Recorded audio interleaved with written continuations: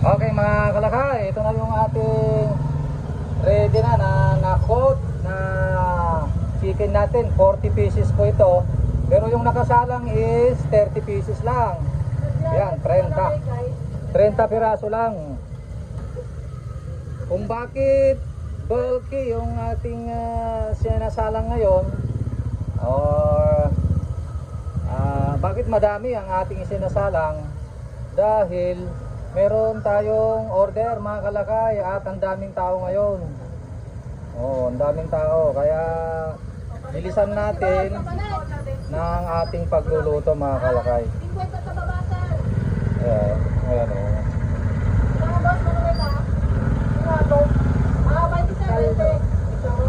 ayan, kaya bilisan natin ng pagluto dahil baka maubusan yung display. Baka maubusan. Yan, nakaluto na ako ng mga 300 piraso kanina pa kami dito. Ito, niluluto ko lang yung order na 100 pieces. Yan yung ating paglagyan, yan, may karga na yan. Yan, ito 30 piraso. Saka yung isang nauna naluto na nakalagay dito sa karton. Yan, 30 na yan. Plus 30 is 60 piraso. Kaya para mabuo yung 100 piraso, magsalang tayo ng 40 piraso mga kalakay. Ayan, pakitulungan nga ako. Pakitulungan mo ako dito. Ayan, magsasalang ako. Ano ba yan? Naglalat tapos nagbibideo. Kailan tayong kumita mga kalakay. Doble-doble ang ating income. May YouTube, may Facebook. Para ka na bang malaking kinikita. May bibili. Wait lang. Chicken manan? Aborito Kaya kuha ko yan. Tanong na dati ko. Tanda kita kita nih dasar. Enggak ada tambah sana. May salam. Ay kuya. Ayan mga kalakay, tuloy natin. So ayan, na-filter na natin. Naka-low yung ating burner. Ipalakasan natin. Ayan. Kung napapansin ninyo, dalawa yung burner natin dito sa dalawa. Bali dalawa. Ito yung maintaining flame. Pero ito lang yung ginagamit natin, isa lang. Ito naka-close. Yung isa dito naka-close pa yan dahil masyadong malakas na pagka inopen natin yan mga kalakay. Wala ko yung mga kasama namin. Yung iba kasi nalipat doon sa ibang branch dahil yung umpisa na dalawang araw. Yan mga kalakay, isasalang ko na yung 40 piraso. So ayan, medyo painitin natin ng konti. Oho.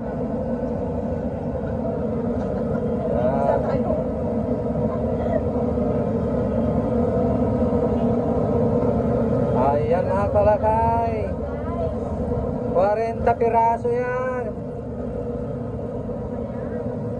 Nagtataka yung iba kung kaya ng 40 kasi yung kanilang pagluluto hanggang 15 piraso lang hanggang 15, hanggang 20 kasi maliit yung kanilang kawa at mahina yung kanilang burner. Pero ito mga kalakay, ito yung pinakamalaking kawa na ginagamit sa fried chicken. Number 1 po ito, kawa number 1, 23 inches diameter.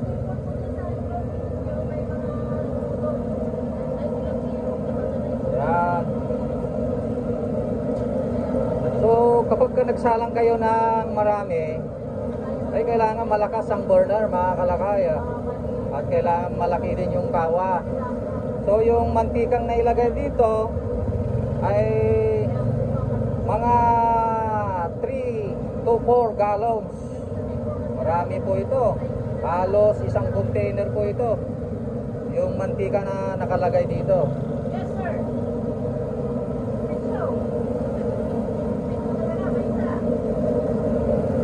Yan. Kailangan lumalakas ang apoy, mga kalakay. At kailangan painitin na mabuti yung mantika bago magsalang. Dahil kung hindi ay masisira yung ating chicken. Ayan o, dami na nating nailagay o. Kung nasundan nyo yung pagbilang ng pagsalang, hindi ko na nasundan, pero 40 piraso po ito. Yan sa pagsalang, kailangan ilagay natin, tawag doon sa Ilocano, iwaras. Yan. Ilagay natin sa lahat ng area ng kawak para maganda. Oh, yan. Oh, 39. 40 mga kalakay. Oh, maximum na po yan. Hindi na po madadagdagan yan. Hanggang 40 lang talaga ang kaya. Malakas talaga ang apoy. Kailangan malakas. Yan o. Meron pang ilalakas yan. Mamaya pagkahahaluin natin, palalakasin pa natin yan. Pero hindi muna natin haluin mga kalakay. Mga 1 to 2 minutes. Palagpasin muna natin yung 1 to 2 minutes bago natin galawin.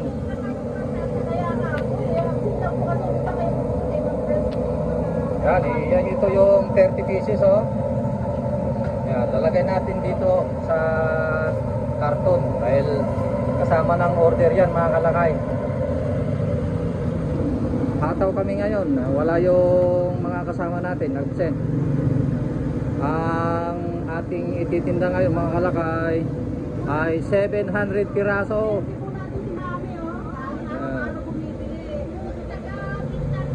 Yan yung isang suki natin, si Mother oh. Laging po ipili. Araw-araw po ipili si Mami. Oo nga taga Darapidap si Mami. Thank you po. Ayan, nakalipas na siguro ng around 2 minutes.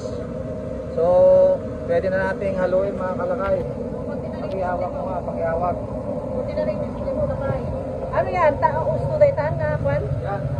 Bago natin haluin mga kalakay, palakasin natin. Yan, ito po oh. At dahan-dahan. Grabe lakas. Woo! Galit na galit yung ako yun. Tingnan nyo mga kalakay, yung technique namin. Bago ko hinalo, palagpasin mo natin yung 1 to 2 minutes. At yung apoy ay lalong palakasin mga kalakay habang hinahalo.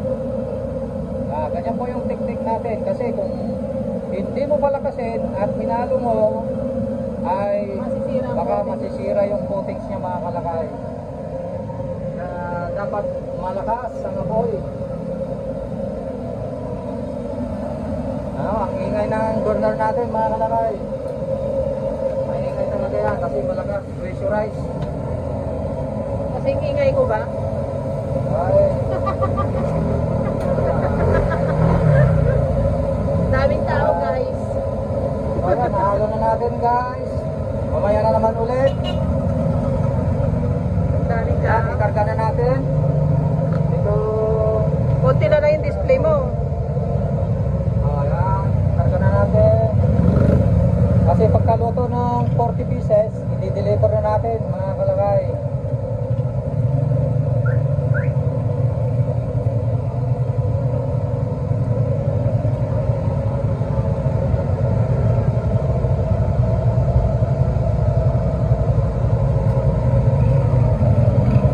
Ayan mga kalakay, baka may magtatanong bakit karton yung ating ginamit. Mas maganda po yung karton kaysa po sa mga ano na yan, bilao, dahil pag nahulog po yan, lalambuto yung coatings niya. Mas maganda po ito. Mas May maganda po papel. ito. May papel siya para maka-absorb ng excess oil. At ito, pagka na-deliver mo, ay pwede mo na iwanan. Hindi mo na kukunin kasi karton, disposable na po ito. Ayan, kaya ganito yung ating paglagyan.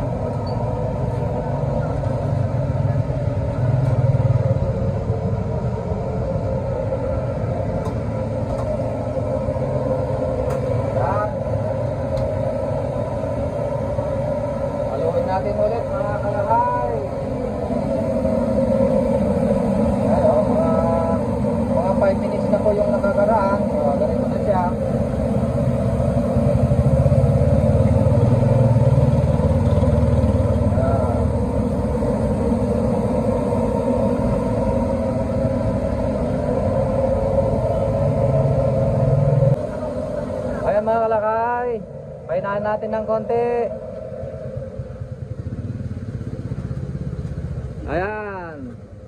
Malapit nang hanguin yan mga kalaki, kaya medyo pahinaan natin. Huwag naman yung dire-diretso na malakas.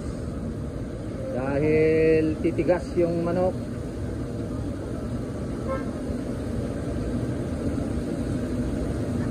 Yan. Malapit nang hanguin yan.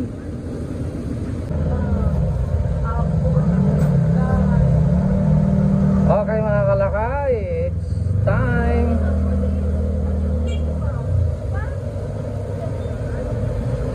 Ayan. Pwede na. Nakalutang na yung legs natin. Ito yung legs. Ayan, nakalutang na.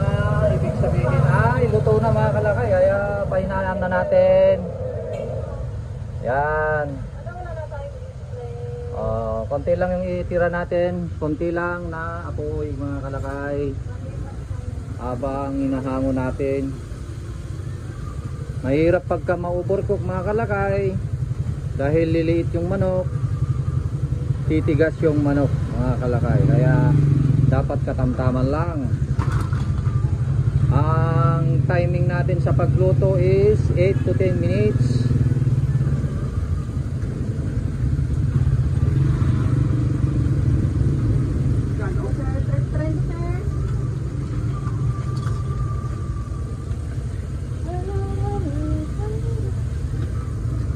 Pwede ka?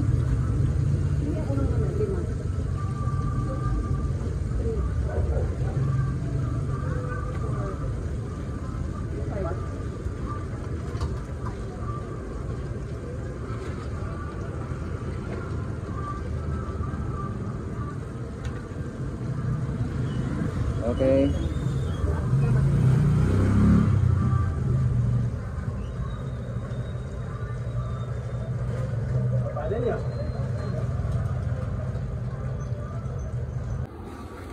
So ayan mga kalakay, nakompleto na natin yung pagluto ng order at itutuloy natin yung pagluto naman ng ating ititinda dahil konti na lang yung display. Dahil tuloy-tuloy naman yung mga bumibili kaya tuloy-tuloy din yung ating pagluto mga kalakay. Yan. Kalakay, nandun na yung kukuha oh. Deliver na natin.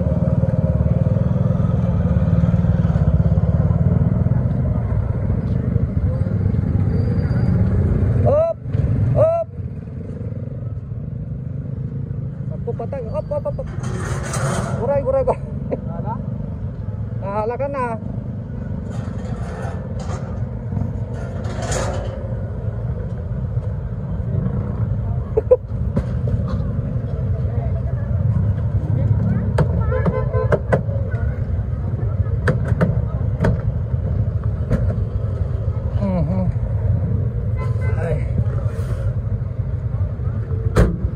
Sana walang gas-gas.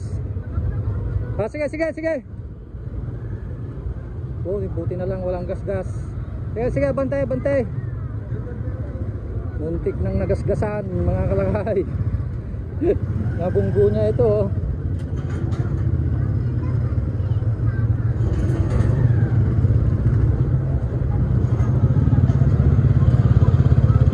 Woohoo! Muntik na. Muntik nang nagasgasan yung Raptor. Nabunggo niya yung bandong, yung karatula. Wala naman. Okay. Nagkakamera pa kasi ako. Ayun mga kalakay, i-deliver na natin. Yun na yung aking anak. Nag-drive ng Raptor, i-deliver niya dun sa nag-order.